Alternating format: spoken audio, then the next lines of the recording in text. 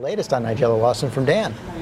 You know, she's been pretty mum recently, but after a bruising couple of months, Nigella Lawson is now speaking for the first time about her plans for their future. However, new developments just over the weekend could make moving forward tricky for her.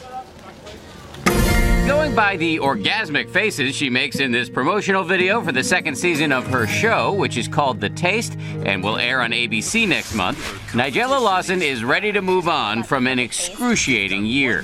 One that has involved pictures of her now ex-husband grabbing her by the throat at a restaurant in London, and then the grueling trial of her two former assistants. Please, gentlemen, give us some room, please. Acquitted just last week on charges of bilking hundreds of thousands of dollars. Speaking through her publicist to a British publication, Lawson said, quote, "The past months have been extremely difficult, but I am looking forward to getting back to work and to looking after my family. I will survive this and move forward. I just want to focus on my family life and work." In an interview, she also takes an apparent jab at ex-husband Charles Saatchi, a super-rich art dealer who is known to have quirky eating habits.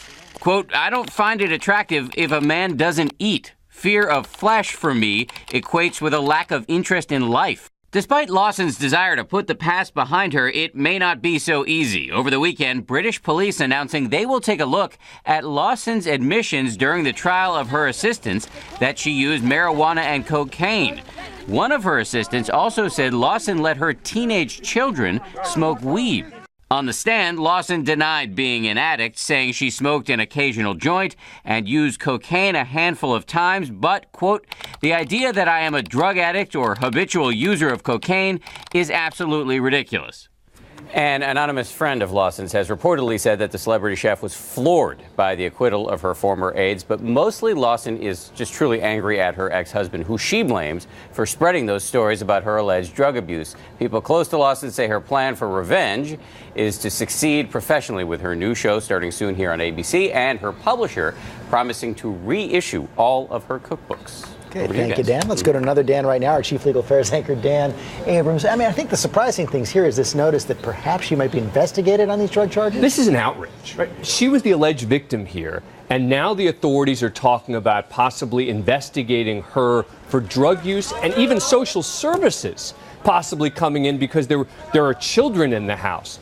This is a woman who has admitted to using drugs on a few occasions. If we are going to start investigating every person who admits to using drugs on a few occasions, there are going to be a lot of investigations. But is there really going to be an investigation? Well, look, the authorities kind of have to say, we're opening up an investigation here. But of course, the reality is they're not. They've made it very clear that they are not going to charge her, that this is going to end here. But, you know, when you get allegations like this, you want to make it clear we don't give anyone special treatment. So, yes, we're going to look into this. And, yes, social services will be involved. But I think even that sends a horrible message in a case like this. So much bad blood between Saatchi and Lawson right now. He had threatened to have a lawsuit to get his money back. You think he'll go through with that? He threatened to try and get this money back.